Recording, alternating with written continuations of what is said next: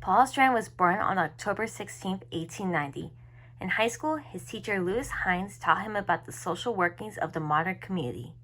Paul Strand, 1890 through 1976, claims these lessons inspired him to develop a deep sense of commitment to the social betterment of humankind.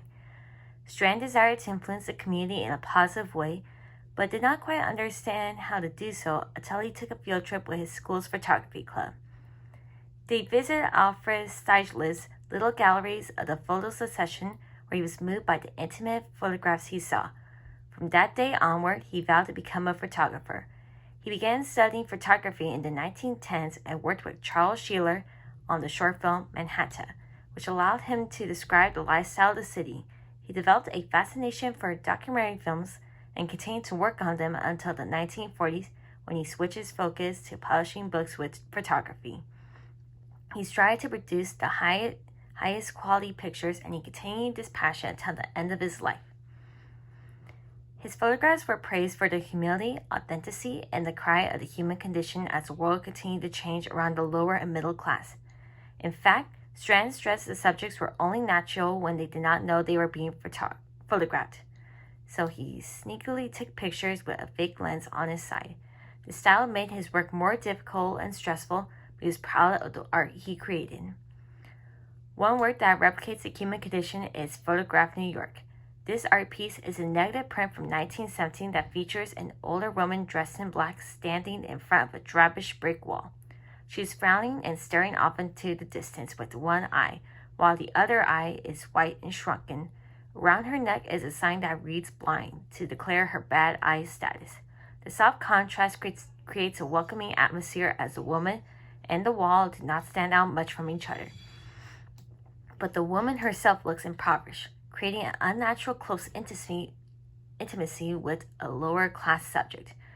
Photograph New York states Strand's usage of the poor woman disrupts how photographs focus on pretty subjects and creating fanciful atmospheres in the style of Impressionists. It said this work centers on poverty and the natural human body to avoid glamour and fantasy.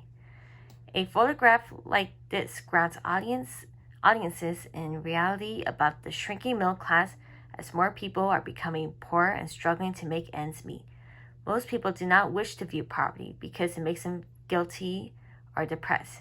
Yet this work forces the audience to recognize people are suffering in realistic situations the viewer can one day experience.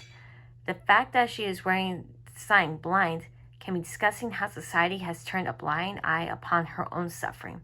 Even though this print is older than every viewer who will see it in the gallery, its message and existence of the impoverished community are still relevant within the modern world.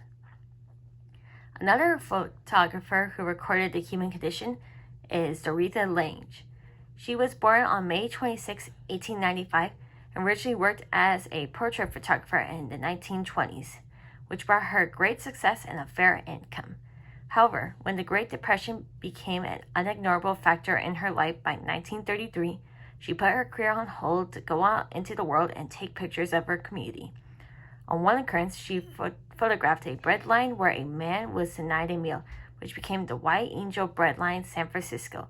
Lange and Paul Taylor, an agricultural economist, and her future husband realized the emotional power of the print that could help share the economical suffering of her community.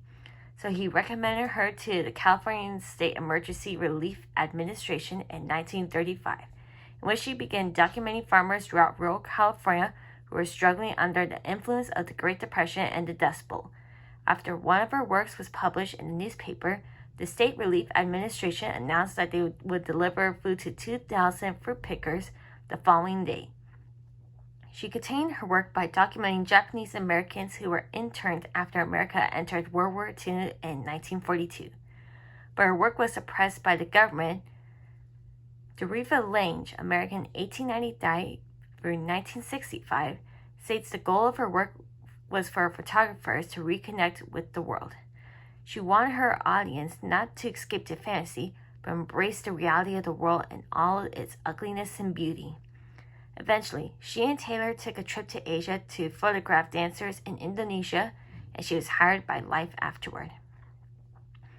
One photograph that exhibits Lange's understanding of the human condition is Waiting for Work on the Edge of the Pea Field, Hopeville, Imperial Valley, California.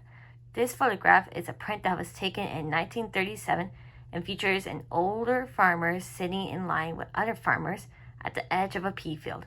Like Photograph New York, this picture has a soft contrast in order to make the subject and atmosphere look natural and reduce elements of fantasy.